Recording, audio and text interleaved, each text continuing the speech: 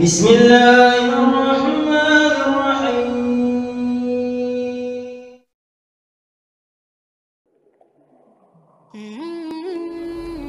Assalamualaikum warahmatullahi wabarakatuh. Alhamdulillahi rabbil alamin. Allahumma salli ala sayyidina Muhammad wa ala alihi sayyidina Muhammad. Nabi Sulaiman bin Daud mempunyai cincin yang sangat ia sukai, karena di dalam cincin itu tertulis nama-nama yang diagungkan.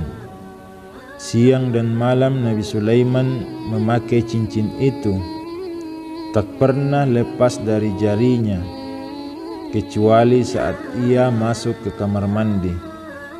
Pada suatu hari Nabi Sulaiman melepas cincin itu karena mau masuk ke kamar mandi, dan cincinnya dititipkan kepada asistennya.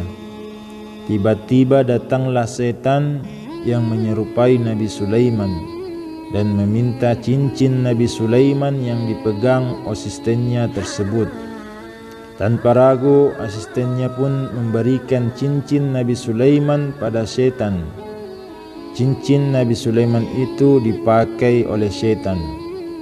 Setelah setan memakai cincin Nabi Sulaiman, ia mendatangi istana dan duduk di kursi atau singgasana Nabi Sulaiman.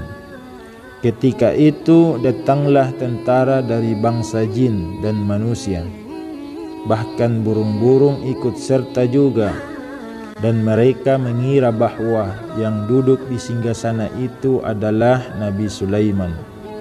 Syaitan mengambil alih kepemimpinan Nabi Sulaiman sebagai raja. Setelah Nabi Sulaiman keluar dari kamar mandi, ia mendatangi asistennya dan meminta cincin yang dititipkan. "Mana cincinku?" kata Nabi Sulaiman. "Kamu siapa?" timpal asisten Nabi Sulaiman.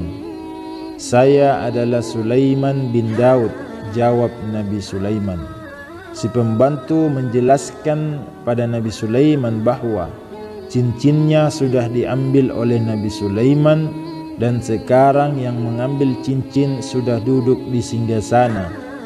Nabi Sulaiman terkejut dan lari ke padang pasir. Setelah lama di padang pasir, Nabi Sulaiman merasa haus dan lapar. Nabi Sulaiman meminta makanan pada orang yang lewat, namun tidak satu pun yang memberi makanan. Nabi Sulaiman berkata, "Saya Sulaiman bin Daud." Tidak ada yang mempercayainya. Sampai 40 hari lamanya Nabi Sulaiman tersiksa seperti itu. Kemudian Nabi Sulaiman pergi ke pantai dan bertemu dengan para nelayan. Nabi Sulaiman berkata kepada mereka, "Wahai Bani Israel, cincin Sulaiman telah dicuri oleh setan." Akhirnya kabar itu terdengar oleh setan yang sedang duduk di singgasana. Dengan segera setan pergi ke laut dan melempar cincin Nabi Sulaiman ke laut. Cincin itu pun dimakan ikan. Nabi Sulaiman berusaha menangkap ikan itu dan akhirnya tertangkap, dan dibelahlah perut ikan yang berisi cincin. Cincin itu dipakai kembali Nabi Sulaiman, dan ia bersujud serta bersyukur karena bisa menduduki kembali singgasananya.